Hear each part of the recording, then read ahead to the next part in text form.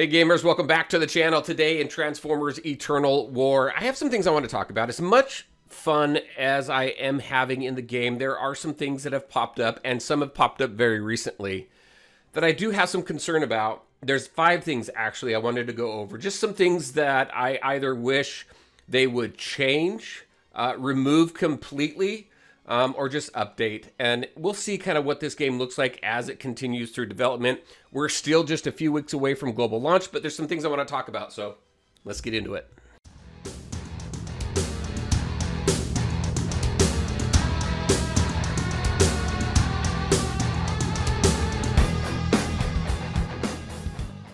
All right, and welcome back. Let's go ahead and jump into it. Like I said, I've got 5 things I want to talk about really quick that have recently popped up in the game, or something that's popped up over the course of the last several weeks to talk about. So first and foremost, let's go ahead and talk about the ads.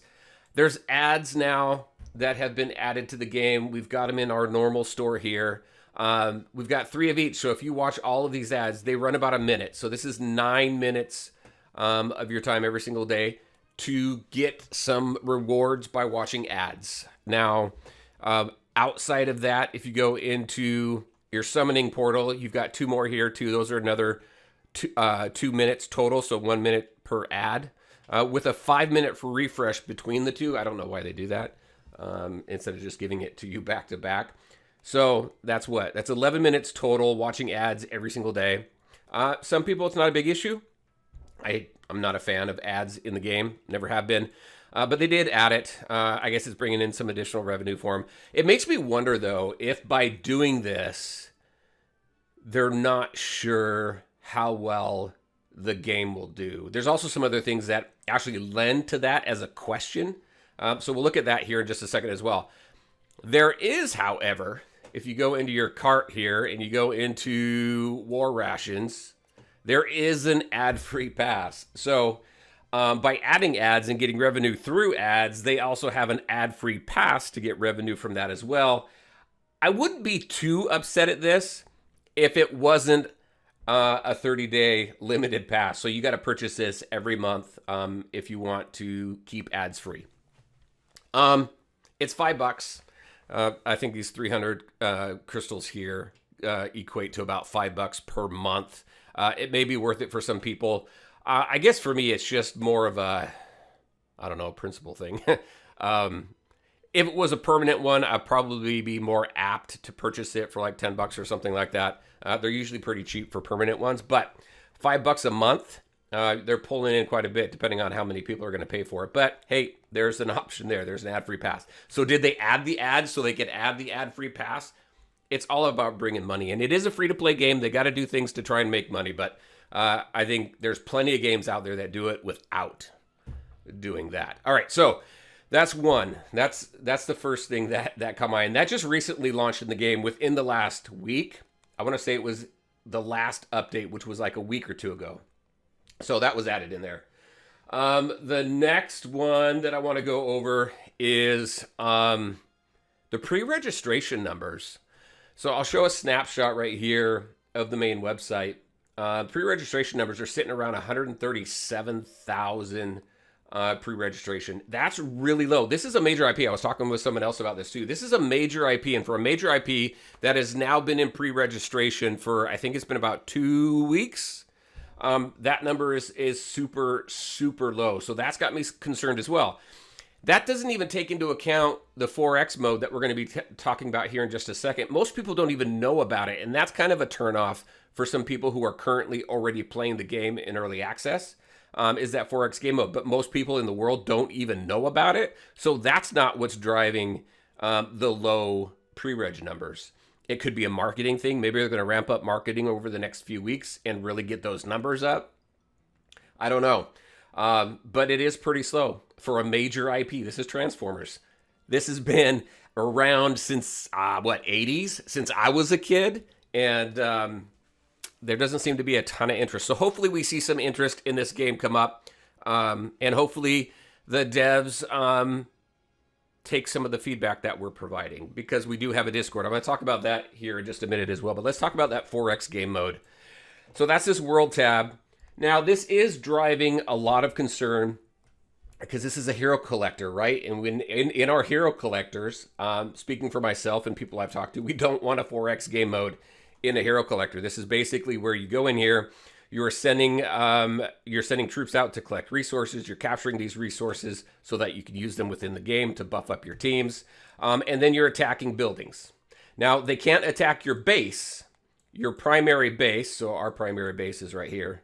They can't attack this, but as you acquire buildings, other leagues, other alliances can attack buildings that you own and take those resources from you. As you own buildings, you generate resources. And again, that's what helps progress you through this game mode.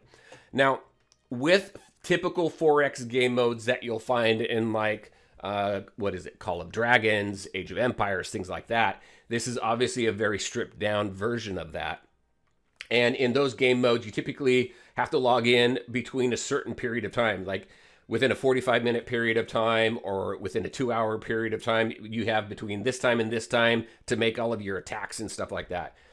That is not how this is played out. And I think if they leave it the way it is and don't add anything else to it, at least, you know, make it more and more strict, I think it's okay. I think this is actually more work on the leaders of the alliances than it is on the alliance members, because they're the ones who have to initiate the attacks on all the different buildings and all the other different alliances.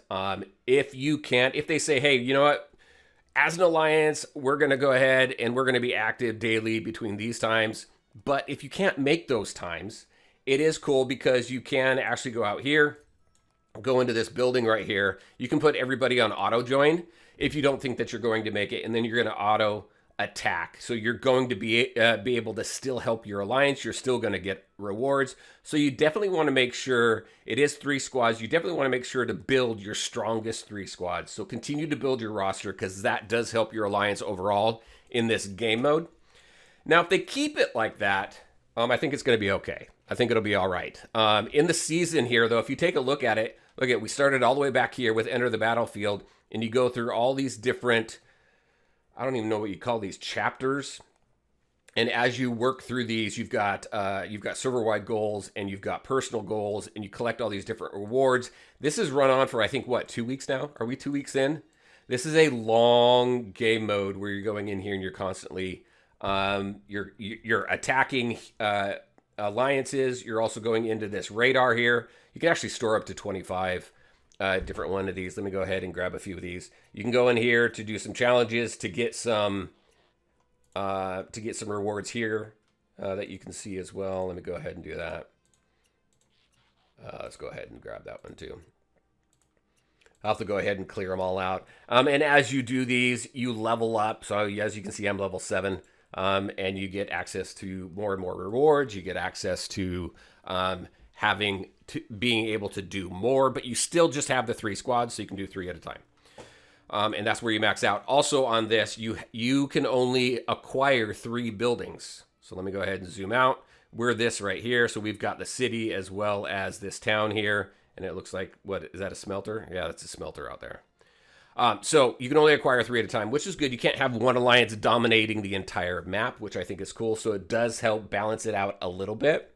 And then you've also got the store. So let me go ahead, jump into here.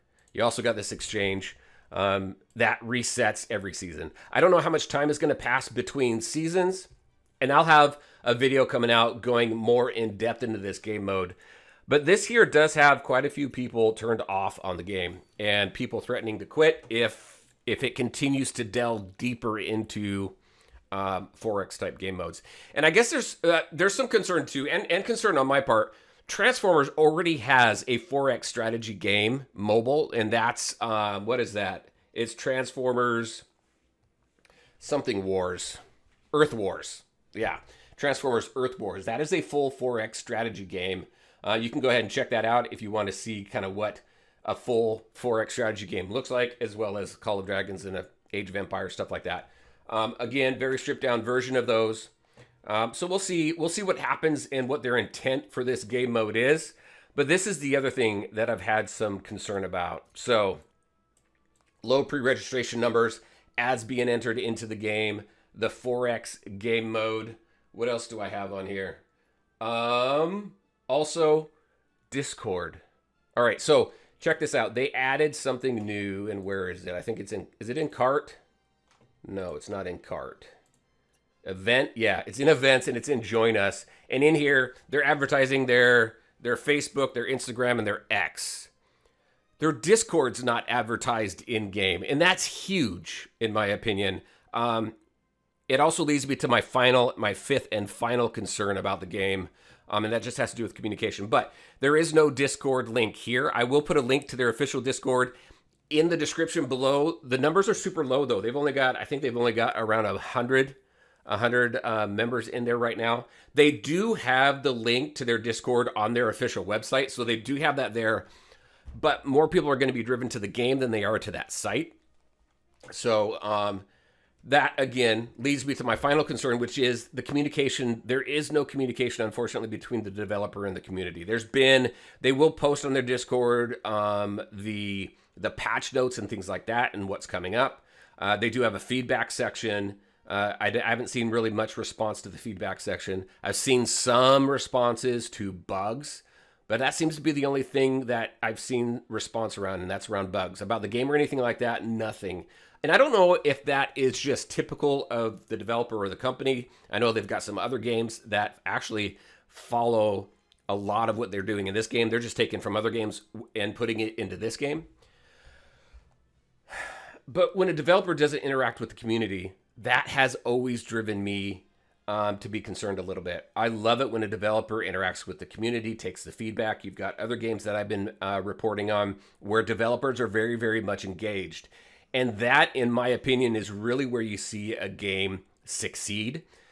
For the most part, a game is going to thrive in a combination of free-to-play and your hardcore whales, right? People who are going to really pay to play the game. You're going to have more free-to-play than any other type of player there. And you need to engage with them. Not just them, the whales too. I mean, everybody. You need to engage with your community because that really what...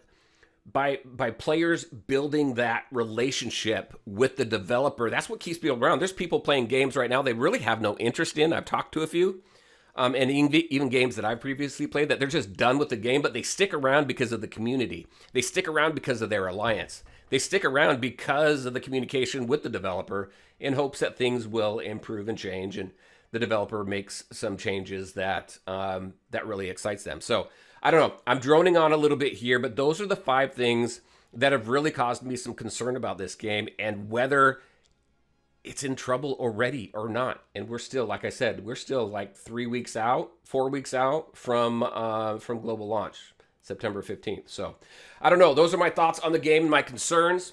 Everything else I'm loving. I'm enjoying the rest of the game. My concerns boil down to those 5 things. All right, everybody. Very, very curious on your thoughts. What do you think about the game? What do you think about my thoughts and my opinion so far on what you're seeing in the game? I'd love to hear anybody who either supports it or opposes it and what thoughts and everything that you have about the game as well. Transformers, a beloved IP, starting off with all these G1 bots, I think is really cool. There is such a plethora of lore within this universe. That'd be really cool to explore.